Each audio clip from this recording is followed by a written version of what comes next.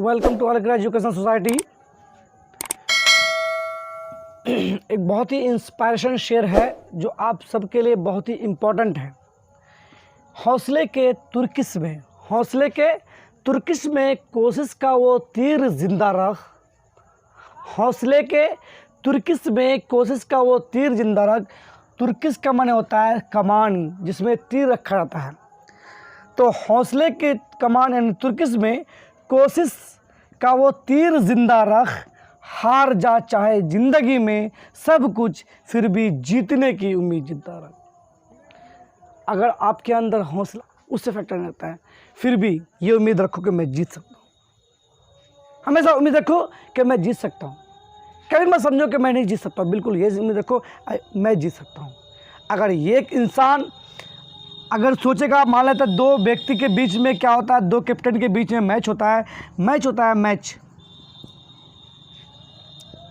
Match जब होता है तो दोनों के बीच में जब मैच होता है तो दोनों खिलाड़ी जो है वो ये सोच के था आई एम विनर, ये सोच के था विनर, ये भी सोच के था विनर। लेकिन जीतता कौन है? एक ही आदमी जीतता, चाहे जो जीते, ए जीते या बी जीते। लेकिन दोनों एक ही एम लेके आता है कि मैं ही जीतूंगा।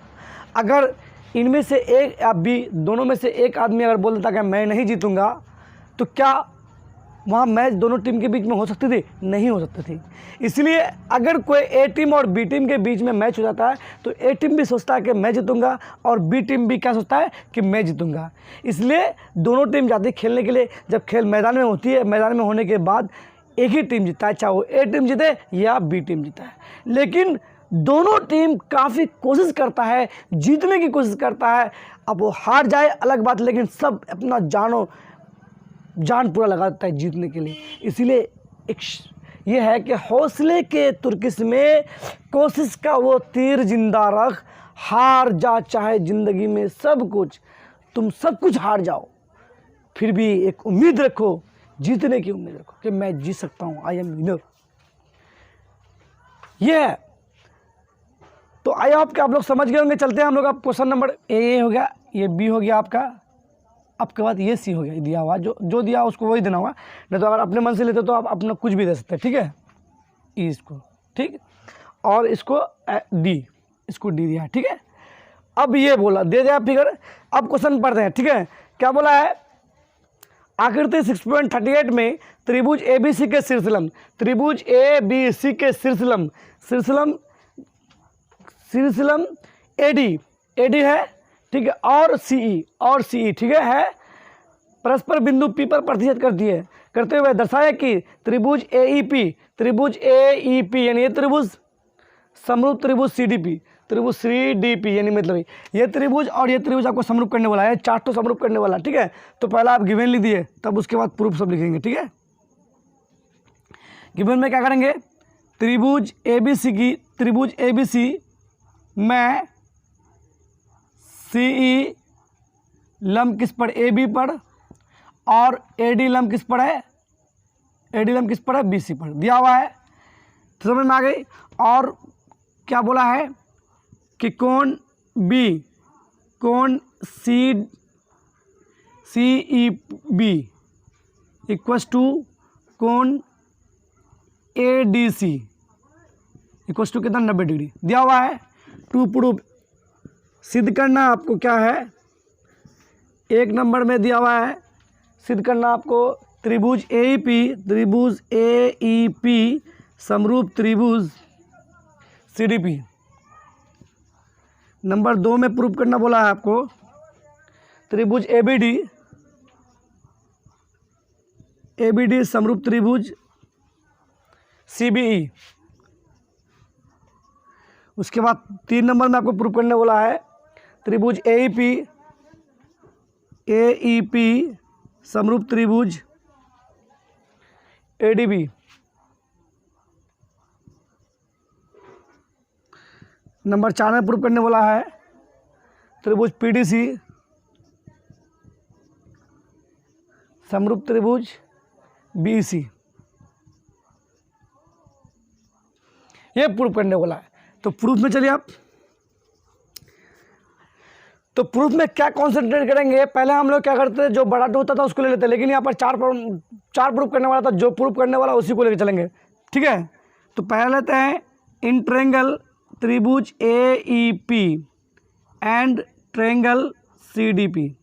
ठीक है, दोनों को लेकर चलेंगे। ठीक है, दोनों को लेकर चलेंगे। तो AEP देखिए, त्रिभुज AEP में देखिए ये जब 90 डिग्री तो ये भी 90 डिग्री होगा, आपको ये भी 90 डिग्री होगा, उसी तरह ये भी आपका 90 डिग्री होगा। ठीक है, तो हम लिख सकते हैं कोण AEP P इक्वल्स टू कोण क्या होगा, कोण CDP, दोनों बराबर होगा कितना, 90 डिग्री। ये आप लोग लिख सकते हैं फ्रॉम गिवन, या नहीं भी लिख सकते हैं, चलेगा फ्रॉम गिवन, क्योंकि गिवन में दिया तो उसका उल्टा हो ही गया ना। ठीक है, उसका इधर तो होगा ही, जब इधर होगा तो उधर भी होगा, क्योंकि जैसे कि आप ये देख लीजिए, लंब होगा तो इधर अगर होगा तो इधर भी तो होगा 90 डिग्री, ये बात है। उसके बाद ये कोण और ये कोण आपका क्या सम्मुख कोण हो जाएगा, तो कोण लिखता है कोण APE equals to APA equals to कोण CPD, क्या होगा ये, सम्मुख कोण। सम्मुख कोण, सम्मुख कोण क्या होता है, आपस में बराबर होता है। ठीक है, हो गया। जब बराबर हो गया तो दोनों क्या है, दोनों एंगल की बात आ गई, तो एंगल कसौटी से, एंगल क्या कसौटी से क्या होगा, त्रिभुज AEP समरूप त्रिभुज CDP, प्रूव्ड, एक नंबर प्रूव हो गया। ठीक है, फिर लेंगे, फिर क्या लेंगे, इन ट्रायंगल, दूसरा नंबर प्रूव करना, दूसरा लेके चलेंगे, in triangle ABD and triangle CBE। ठीक है, दोनों को लेके चलेंगे। तो ABD देखिए ABD ये त्रिभुज, और CBE, ठीक है, दोनों को लेके चलेंगे।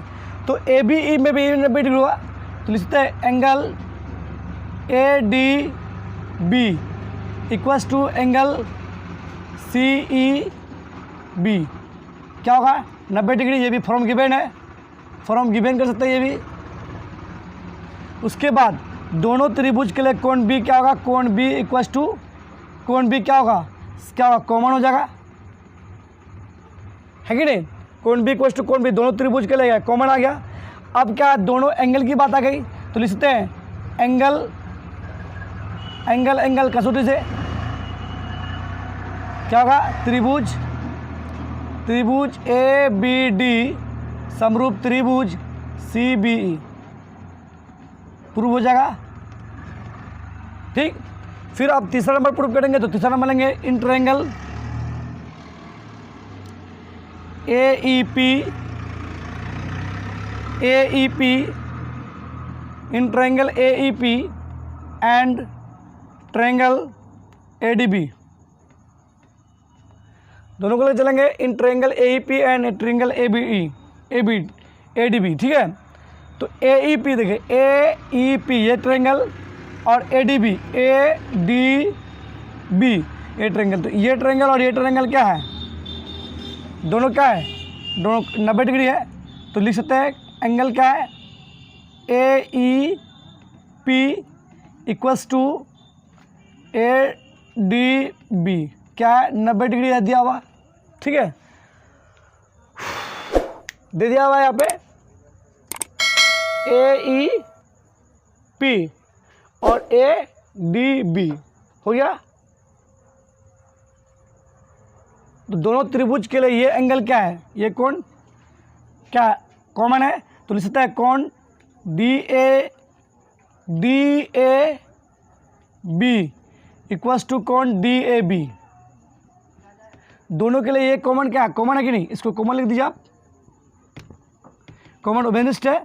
तो उभयनिष्ठ जब है तो इसको क्या हो गया, ये भी पूर्व हो गया, इसीलिए त्रिभुज AEP समरूप त्रिभुज ADB, पूर्व।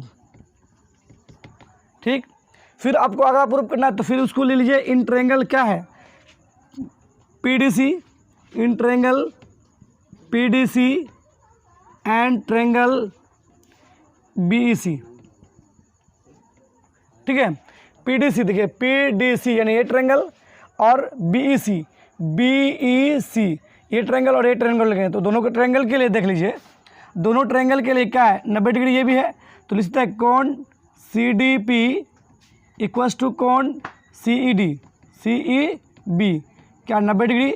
उसके बाद कोण PCD इक्वल्स टू कोण PCD ना लीजिए, सबसे अच्छा क्या लीजिएगा कोण ECB इक्वल्स टू कोण ECB। क्या होगा कॉमन आ गया। जब कॉमन आ गया दो एंगल से, यहाँ पर भी आप प्रूफ किए ना, तो यहाँ लिख दीजिए एंगल कसौटी से, यहाँ पर भी एंगल कसौटी से, ठीक है। तो क्या होगा, इसीलिए त्रिभुज क्या होगा ट्रायंगल PDC समरूप ट्रायंगल BEC प्रूव्ड, ठीक है।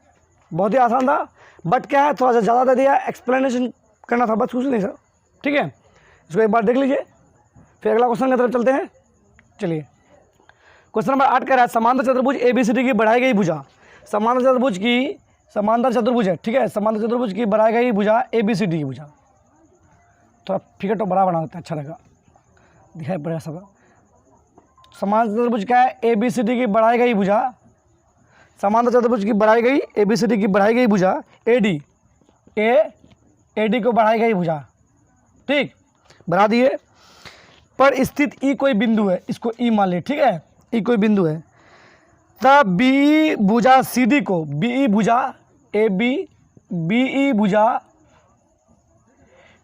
भुजा यानी मतलब इसको मिला दिया, ठीक है। BE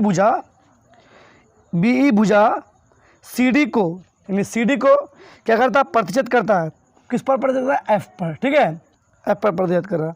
तो दर्शाए कि त्रिभुज ABE मतलब बड़ा वाला त्रिभुज समरूप त्रिभुज CFB, ये त्रिभुज और ये त्रिभुज बड़ा वाला त्रिभुज समरूप है, ये प्रूफ करने बोला आपको, ठीक। तो पहला गिवन दिया हुआ है, सबसे पहला गिवन लिख दीजिए आप, ठीक है। तो जब समरूप त्रिभुज क्या है समांतर चतुर्भुज है, तो समांतर चतुर्भुज के क्या होगा 90 डिग्री होगा, प्रत्येक कोण 90 डिग्री, समांतर चतुर्भुज के 90 डिग्री होते हैं प्रत्येक कोण, ठीक है। ये भी 90 डिग्री होंगे। तो कोण क्या समांतर चतुर्भुज लिखिए, समांतर चतुर्भुज ABCD में AD की बढ़ाई गई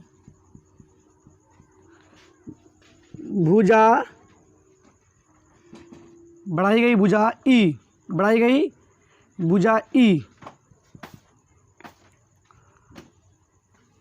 E और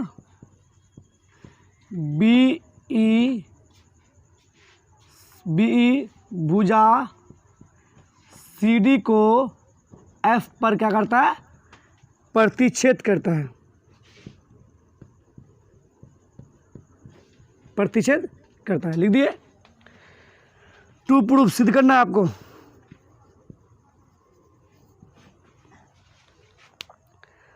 सिद्ध क्या करना है, त्रिभुज ट्रायंगल ABE समरूप ट्रायंगल BCF, ये ट्रायंगल सिद्ध करना है। तो प्रूफ ले लीजिए,